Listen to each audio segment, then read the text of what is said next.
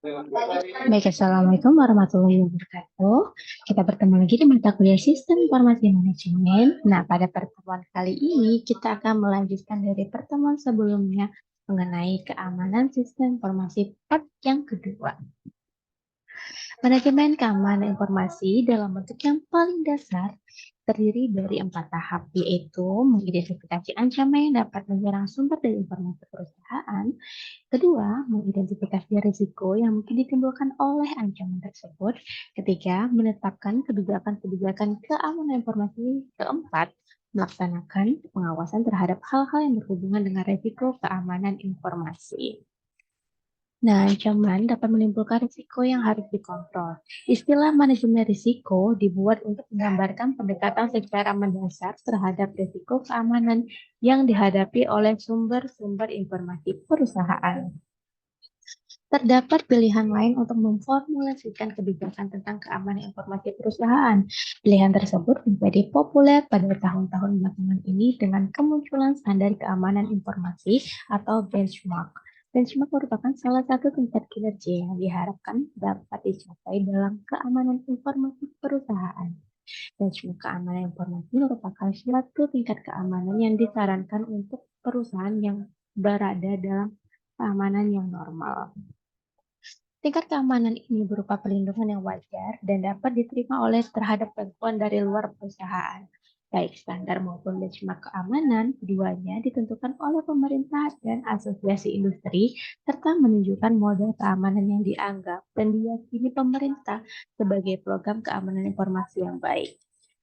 Nah, ketika sebuah perusahaan menggunakan pendekatan ini, maka disebut pelaksanaan benchmark.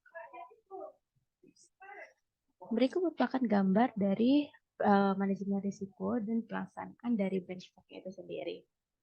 Pelaksanaan benchmark dilakukan perusahaan dengan asumsi bahwa pemerintah dan asosiasi industri telah mempertimbangkan dengan baik mengenai ancaman-ancaman dan risiko yang mungkin terjadi pada perusahaan, dan benchmark dianggap dapat memberikan perlindungan dengan baik. Gambar berikut tadi merupakan pelaksanaan dari pendekatan benchmark.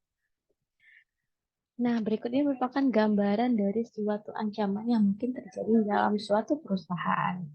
Ancaman terhadap keamanan informasi berasal dari individu, organisasi, mekanisme, atau kejadian yang memiliki potensi untuk menyebabkan kerusakan pada sumber-sumber informasi perusahaan.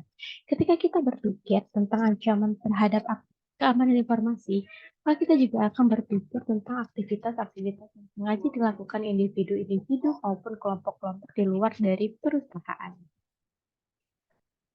Nah, pada kenyataannya, ancaman dapat bersifat internal, yaitu berasal dari dalam perusahaan maupun eksternal atau berasal dari luar perusahaan. Ancaman dapat juga terjadi secara sengaja maupun tidak sengaja. Gambar berikut ini memperlihatkan tujuan dari keamanan informasi dan bagaimana tujuan tersebut sesuai dengan 4 tipe resiko yang dihadapi.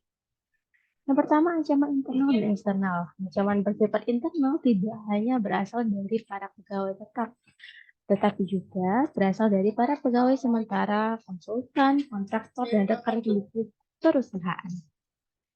Nah, tidak semua ancaman berasal dari perbuatan yang disengaja dengan maksud untuk menimbulkan kerugian.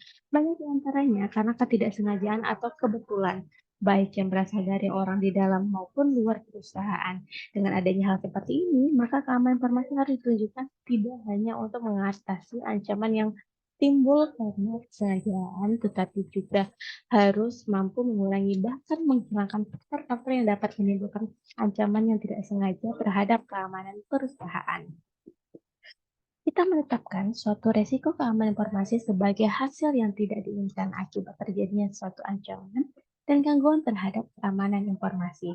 Semua resiko mewakili aktivitas-aktivitas di dalam atau di luar dari yang diperbolehkan perusahaan. Nah, Sobat Juga, sekian dulu pertemuan kita di manajemen keamanan informasi di part yang kedua. Sampai ketemu di minggu berikutnya di part yang ketiga. Assalamualaikum warahmatullahi wabarakatuh.